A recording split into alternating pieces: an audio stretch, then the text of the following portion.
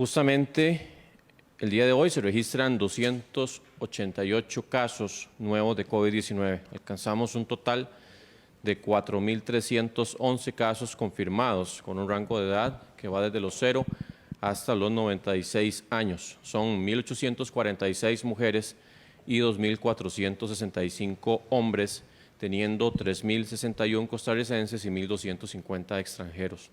Tenemos casos positivos en 79 cantones. Por edad son 3.398 adultos, 207 personas mayores y 616 menores de edad, 90 están en investigación. Tenemos, en cuanto a recuperados, 1.657 personas que ya han alcanzado ese estatus de recuperación. Están o habitan en 74 cantones. Los casos recuperados tienen un rango de edad que va desde los 0 hasta los 92 años. Acá tenemos 752 mujeres, 905 que son hombres. Por edad son 1.312 adultos, 72 personas mayores y 244 menores de edad, con una suma de 49 que están en investigación. Se registran 18 lamentables fallecimientos.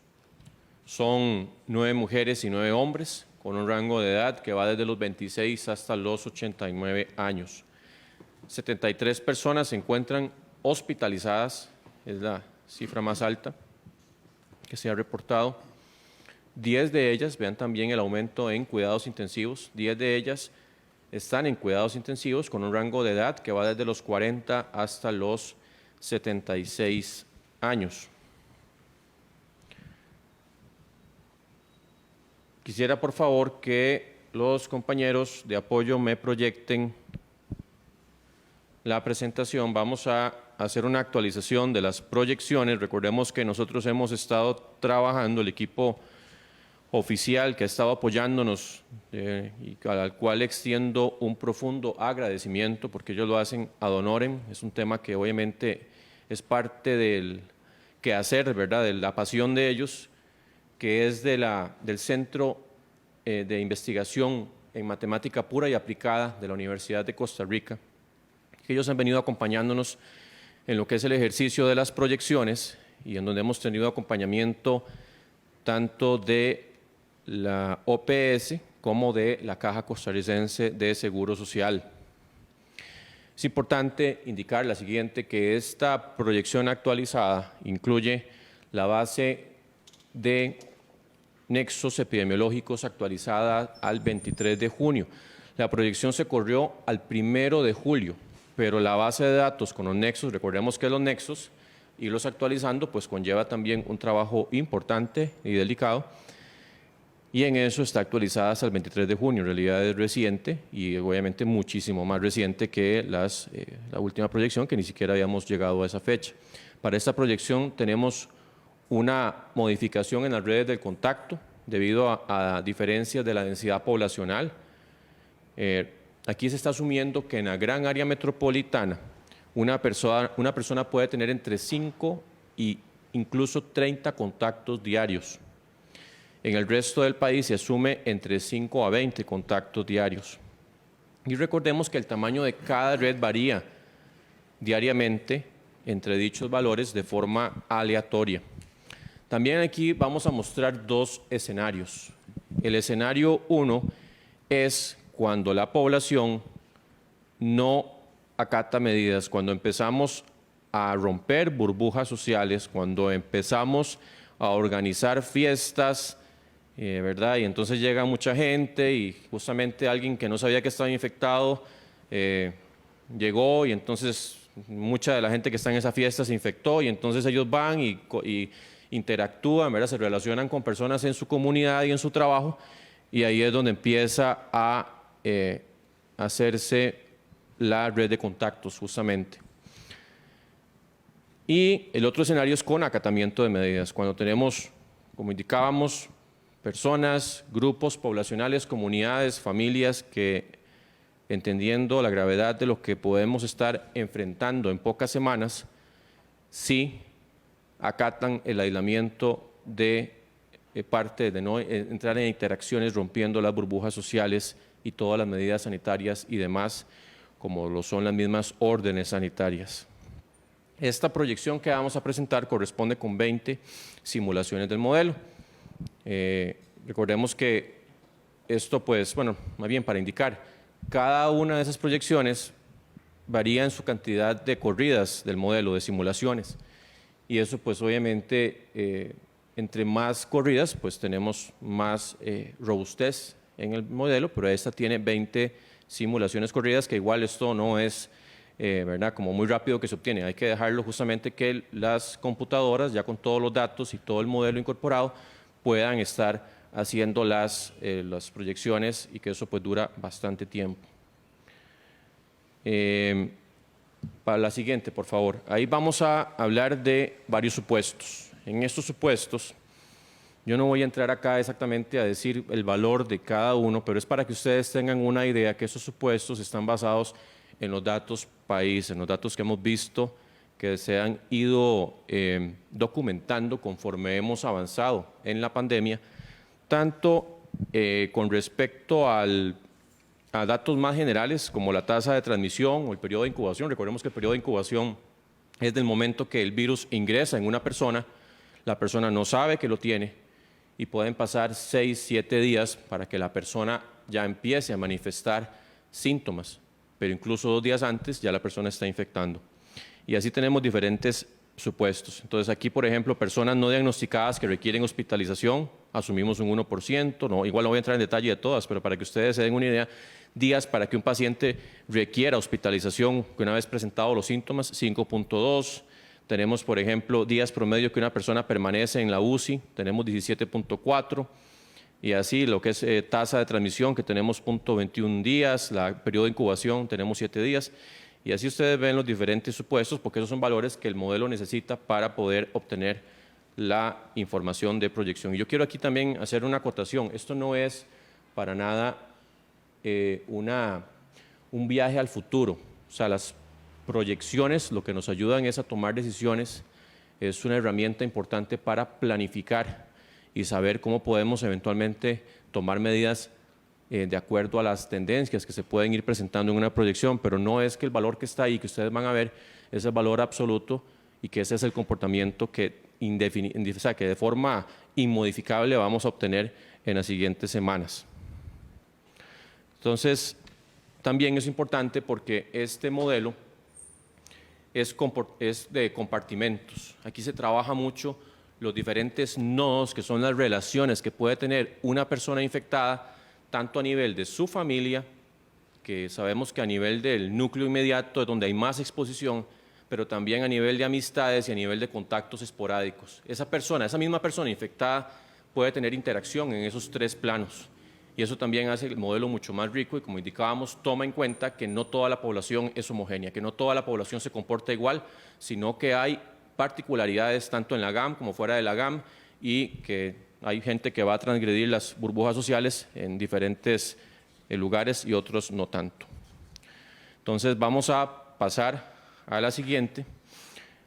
Ahí está la proyección de los datos con los acumulados. Ustedes ven ahí que con el acatamiento, que sería la curva, bueno, primero vamos a ver la curva roja. La curva roja justamente es hasta donde llega, son los datos reales que hemos tenido.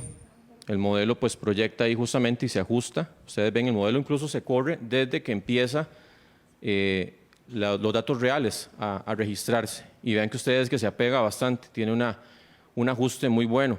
Llega un momento, por ahí ya del 27 justamente de junio, un poquito después, a finales de junio, en donde ya empezamos a ver las curvas con acatamiento y sin acatamiento, y ustedes ven que llega un momento en que van como muy cercanas, pero a partir de entre el 5 y el 13 de julio ya empiezan a separarse. Y ustedes ven la azul, que es con acatamiento, que al final tiene una oscilación, siempre con tendencia al aumento, que estaría llegando aproximadamente un poquito más de 15.000, unos 16.000 casos para finales de septiembre. Eso es que la gente responda adecuadamente, que la gente se comporte como tiene que ser. Si la gente no se comporta, si empezamos a hacer más fiestas, recordemos que entre más casos, más riesgo de que tengamos saturación de los servicios y más muertes eventualmente se pueden registrar. Y entonces, si no hay acatamiento de medidas, justamente ustedes ven la curva que registra cerca de 35,000 casos para esa misma fecha. Ustedes ven que es algo muy, muy considerable la diferencia entre acatamiento y sin acatamiento.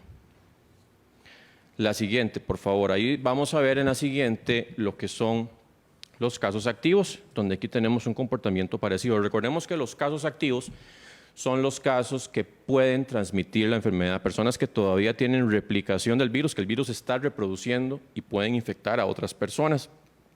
No, o sea, son personas que tienen el virus que justamente no se han logrado recuperar.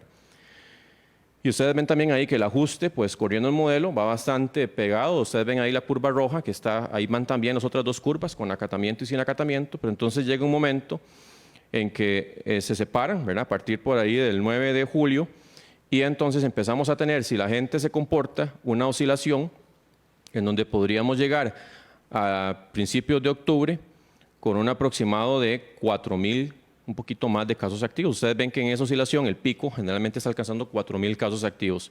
Pero si no acatamos las medidas y empezamos a pensar de verdad que esto no es con nosotros, empiezan a aumentar los casos activos de forma sostenida y llegamos a superar los 12,000 casos que están transmitiendo el virus para principios de octubre. Entonces ven la gran diferencia de tener justamente ese respiro en lo que son casos activos para el sistema de servicios de salud y la diferencia obviamente de tener 12,000 y el resto de casos activos, todos eventualmente transmitiendo.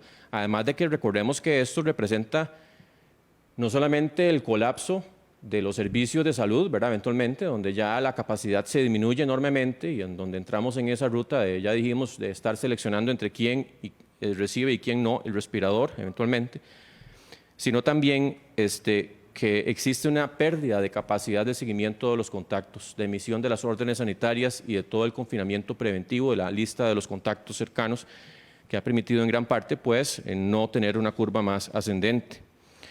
Eso es con respecto a, ustedes ven ahí las dos diferencias y en este momento Costa Rica es quien escoge para dónde vamos.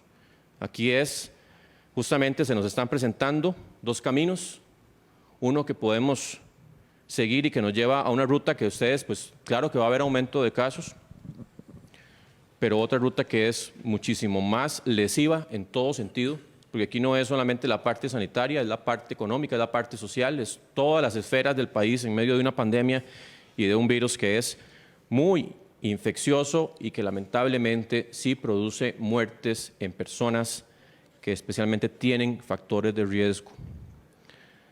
Con respecto a el asunto de, por ejemplo, lo que es ocupación en camas y lo que es cuidados intensivos, el escenario sin acatamiento de medidas implica un aumento pronunciado y continuo alcanzando el 30 de septiembre más de 500 casos diarios, para que ustedes tengan una idea, y un acumulado cercano a 33,800.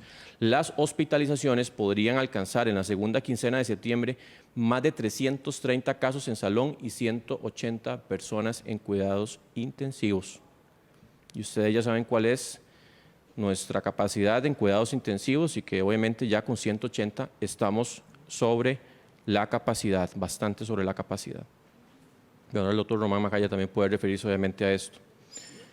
Y que si tenemos el escenario con acatamiento de medidas, las hospitalizaciones no superarían los 126 casos en salón y 88 en cuidados intensivos. Eso es, todavía hay solvencia eventualmente dentro del sistema para poder atender esos 88 sin tener que hacer esos, ¿verdad?, milagros casi de estar haciendo estiramientos que al final no están garantizados que vayan justamente a darle esa oportunidad con calidad a las personas. Recordemos que entre más casos tengamos en las UCIs, eventualmente podemos tener un poco más de capacidad de UCIs o de cuidados intermedios, pero recordemos también que son los mismos profesionales y que los profesionales no podemos multiplicarlos y que justamente entre más dedicados estén a los pacientes, pues hay más oportunidad de que también podamos salir adelante con todos esos pacientes.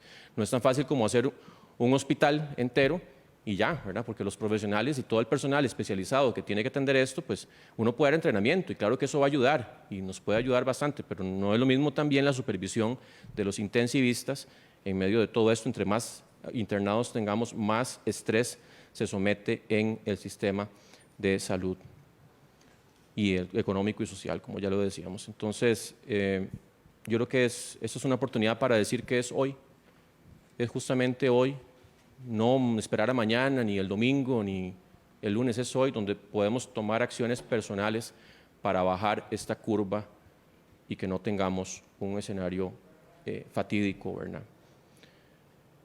Y eso nos hace más claro la evidente responsabilidad individual y colectiva, y que cuando aquí hablamos del distanciamiento físico, presencial, de no interrumpir las burbujas sociales, no estamos hablando de una cosa menor, no estamos hablando de algo antojadizo, estamos hablando de muchas vidas que se pueden salvar en medio de esta pandemia. También yo quería indicar que, recordemos, modificamos la Ley General de Salud para facultar multas cuando hay un incumplimiento de una orden sanitaria. Y una persona que ya tiene un resultado positivo y sale de su casa con una orden sanitaria, esto es muy grave, y justamente se somete a una multa de 5 salarios base para esa persona. Así que, para indicar, tenemos un caso particular de una mujer embarazada y su esposo que asistieron a la cesárea sin decir que estaban positivos, transgrediendo la orden sanitaria, y esa multa ya está en trámite su cobro.